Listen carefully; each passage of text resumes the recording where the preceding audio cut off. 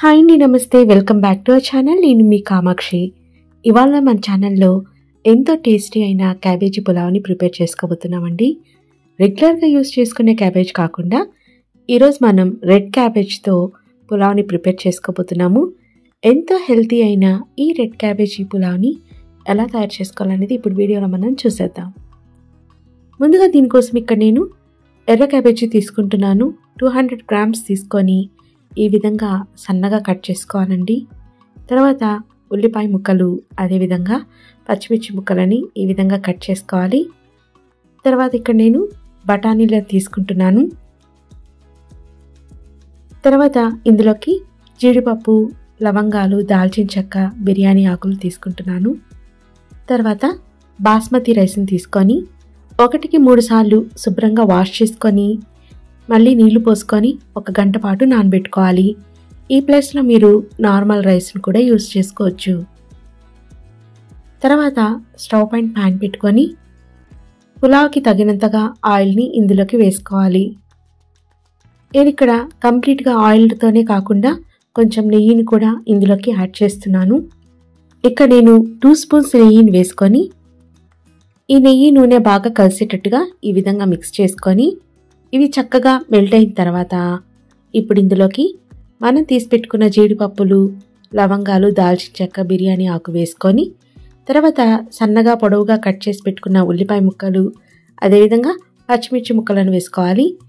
తర్వాత ఇందులోకి పచ్చి బఠానీ, అదేవిధంగా కొంచెం పుదీనా ఆకులను వేసుకొని తర్వాత సన్నగా కట్ చేసి పెట్టుకున్న క్యాబేజీని కూడా ఇందులోకి వేసేసుకోవాలి.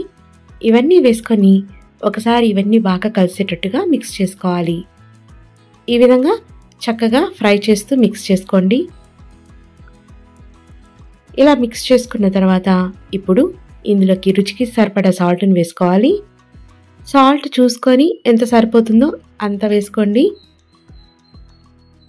సాల్ట్ వేసుకున్న తర్వాత ఇప్పుడు ఇందులోకి వచ్చేసి నేను పులావ్ మసాలాను వేస్తున్నాను. ఒక 2 టేబుల్ స్పూన్స్ వేస్తున్నాను.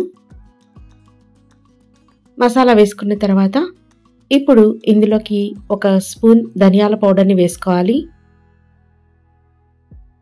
ధనియాల పౌడర్ వేసుకున్న తర్వాత ఇందులోకి 1.5 స్పూన్ వచ్చేసి అల్లం వెల్లుల్లి పేస్ట్ని వేస్తున్నాను. అల్లం వెల్లుల్లి పేస్ట్ వేసుకున్న తర్వాత ఇది మరింత రుచిగా ఉండడం కోసం ఇక్కడ నేను ఎండు కొబ్బరి పొడిని వేస్తున్నానండి. ఎండు కొబ్బరి పొడి వేయడం వల్ల మంచి టేస్ట్ అనేది ఉంటుంది కాబట్టి కొంచెం ఎండు కొబ్బరి పొడిని వేసుకొని ఇప్పుడు ఇవన్నీ బాగా కలిసేటట్టుగా బాగా మిక్స్ చేసుకోవాలి.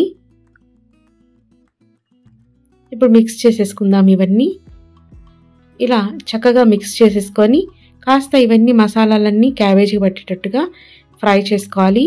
మూత పెట్టి కాసేపు ఆవిరికి మగ్గనివ్వాలి. ఇలా చక్కగా మగ్గిన తర్వాత ఒకసారి మళ్ళీ ఫ్రై చేసుకోండి. ఇలా ఫ్రై చేసుకొని ఇప్పుడు మనం నానబెట్టుకున్న బాస్మతి రైస్ని నీళ్ళని మొత్తం వంపేసుకొని ఇందులోకి వేసేసుకోవాలి. ఈ విధంగా రైస్ని వేసుకొని ఒకసారి ఈ రైస్ కూడా అంతా కలిసేటట్టుగా ఈ విధంగా మిక్స్ చేసుకోవాలి. ఇలా చక్కగా ఫ్రై చేస్తున్నట్టుగా మిక్స్ చేసుకోండి. ఇలా మిక్స్ చేసుకున్న తర్వాత ఇప్పుడు మనం 2 గ్లాసెస్ బాస్మతి రైస్ తీసుకున్నాం కదా, 1 గ్లాస్కి 1.5 గ్లాస్ కొలత లెక్కన నీళ్ళని ఇందులోకి పోసుకోవాలి. ఇక్కడ నేను 3 గ్లాసుల నీళ్ళని పోస్తున్నాను. 2 గ్లాసెస్ తీసుకున్నాను కాబట్టి నీళ్ళని పోసుకొని మూత పెట్టేసుకోవాలి. 20 మినిట్స్కి మనకి ఇది చక్కగా కుక్ అయిపోతుంది. మీరు 15 మినిట్స్ తర్వాత ఒకసారి మూత తీసి చెక్ చేసుకోండి. ఇక్కడైతే నేను 20 మినిట్స్ తర్వాత చూపిస్తున్నాను. ఇదిగోండి, ఈ విధంగా చక్కగా కుక్ అయిపోయింది కదా, కాస్త చెమ్మగా ఉంది. కొంచెంసేపు మూత పెట్టి 1-2 నిమిషాలు ఉంచేసి స్టవ్ ఆఫ్ చేసేసుకుందాము. స్టవ్ ఆఫ్ చేసేసుకొని చూద్దామండి ఎంత పొడి పొడిలాడుతూ చక్కగా వచ్చిందో చూసారు కదా. ఇప్పుడు కాసేపు మూత పెట్టి కొంచెం సేపు చల్లారిన తర్వాత సర్వ్ చేసుకుంటే బాగుంటుంది. ఇదిగోండి, కొంచెంసేపు తర్వాత ఈ విధంగా సర్వ్ చేసేస్తున్నాను. సర్వ్ చేసేటప్పుడు కొంచెం కొత్తిమీరని గార్నిష్ చేసి సర్వ్ చేయండి. అండ్ దీని కాంబినేషన్గా రైతాతో బాగుంటుంది.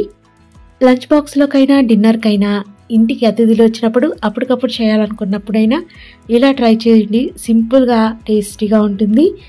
అండ్ ఇందులో మనం రెడ్ క్యాబేజ్ యూస్ చేసాం కాబట్టి ఎన్నో హెల్త్ బెనిఫిట్స్ ఉన్న ఈ రెడ్ క్యాబేజ్తో ఒక్కసారైనా ట్రై చేసి చూడండి.